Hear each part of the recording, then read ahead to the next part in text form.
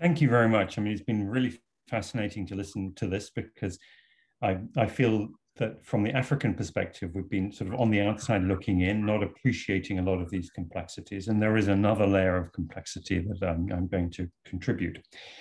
The politics of the Horn of Africa have been literally upended, stood on their head in the last 6 months.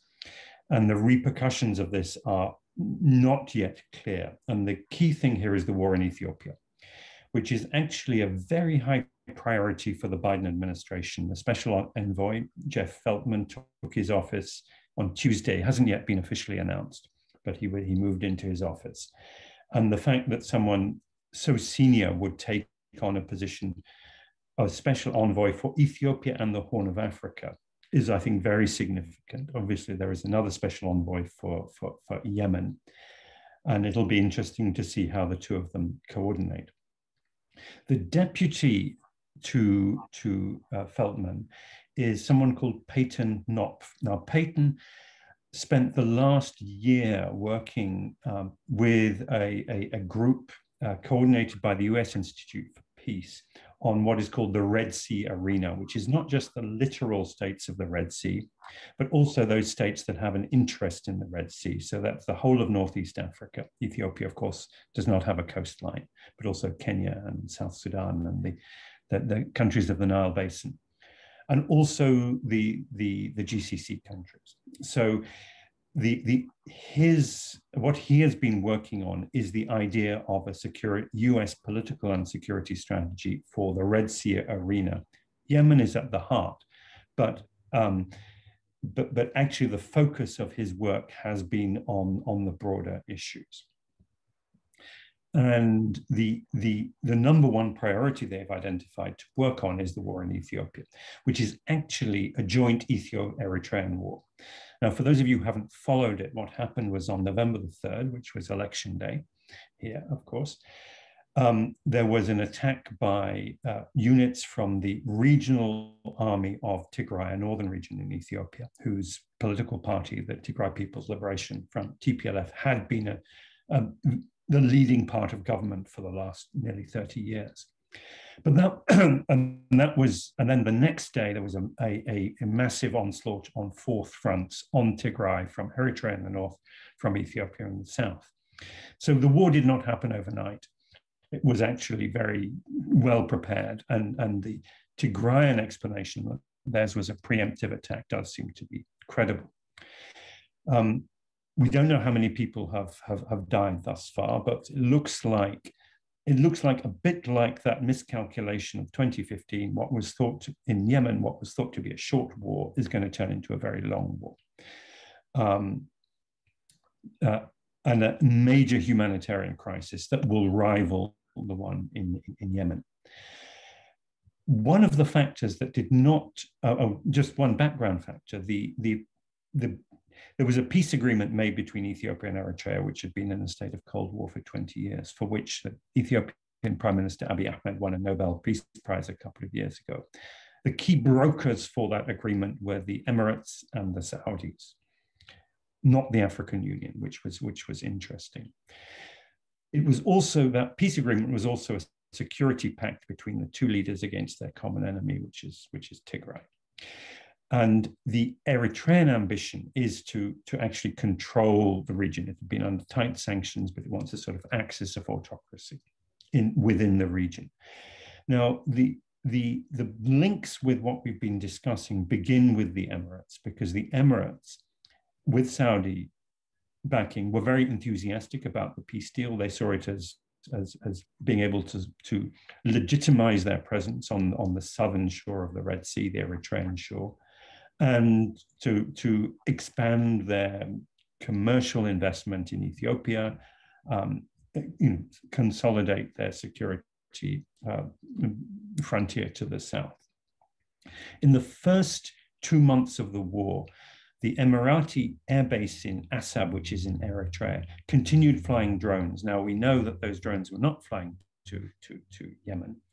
And in fact, they were flying to Tigray, and they were the critical factor in the Ethio-Eritrean military success in the first 6 weeks of the war, November into December. Under pressure from the US, but also Egypt. And I'll get to the Egyptian point in a moment. The Emiratis then dismantled their airbase and moved it and moved their operations into the Bab el-Mandeb. And the signal from the US was, you, the Emiratis, do not want the reputational damage of being involved in a war that you really don't have a stake in. Please just stay out of it. And they did. Obviously, this is as far as the Emiratis are concerned, and what we've been discussing, this is a footnote to Yemen, but it is obviously very significant for Ethiopia. Without the drones, the Tigrayan resistance has actually been very effective, and they're really fighting back. At the moment, what is happening is the Ethiopians are trying to buy drones from Turkey, and I don't know what that means in terms of the politics of what we have just been discussing. I don't see either the Eritreans or the Ethiopians in any way moving towards dealing with the Houthis. That would be that is simply not on their agenda.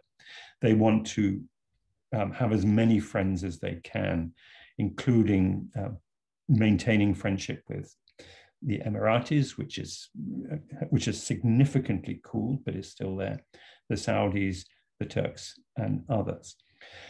The Saudis were quite unhappy with what they saw as Emirati recklessness in Ethiopia and Eritrea, saying, you really are playing with fire here, step back. The Saudis have taken the opportunity of the Emirati drawdown from Eritrea to establish a smaller, non-aggressive presence on the Red Sea coast of Eritrea, in the Eritrean ports. Let me just move to the other side, the Sudanese-Egyptian side at the moment. One of the there's been a long, as you may know, there's been a long-standing tension between Ethiopia and Egypt over the Nile waters, with the Ethiopians building a big dam. And the Ethiopian former regime in Ethiopia had constructed a very elaborate African alliance of the Red Sea, of the Nile Basin countries, to sort of contain and isolate Egypt. The current government under Prime Minister Abiy Ahmed upended that. It went directly for bilateral talks with Egypt, mediated by the US Treasury, with Sudan brought in as a minor third party.